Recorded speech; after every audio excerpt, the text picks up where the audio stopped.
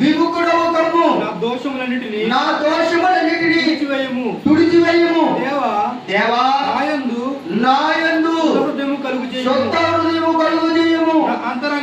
నా అంతరంగములో స్థిరమైన మనస్సును నూతనముగా పుట్టించుము. నీ సన్నిధిలో నుండి నన్ను త్రోసివేయకము. దేవునికి స్తోత్రం కలుగును గాక.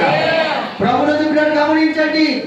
భక్తుడైనటువంటి దావీదు గారు తాను పాపములో పడిపోయినప్పుడు దేవుడి వద్దకు వచ్చి ఆయన దిద్దుకుంటున్నాడు, ఆయన సిద్ధపడుతూ ఉన్నాడు. ప్రభువా, నా పాపములకు విముఖుడవు కమ్ము, నా పాపమును జ్ఞాపకం చేసుకోవద్దు, దయచేసి నీ పరిశుద్ధాత్మను నాలో నుండి తీసివేయొద్దని దావీదు గారే దేవుడి వద్ద విజ్ఞాపన చేస్తూ ఉన్నాడు. దేవునికి స్తోత్రం కలుగును.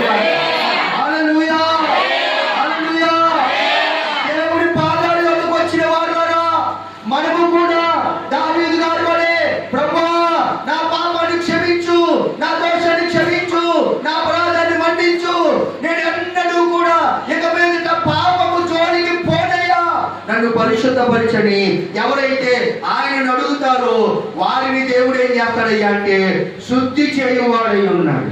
దేవునికి స్తోత్రం. రైతులు దేవదాసయ్య గారు చెప్పారు, శుద్ధి చేయుచు వధువును సిద్ధపరచు సన్నిధి అని. శుద్ధి చేయుచు వధువును సిద్ధపరచు సన్నిధే మనలను శుద్ధి చేసేదై ఉన్నది.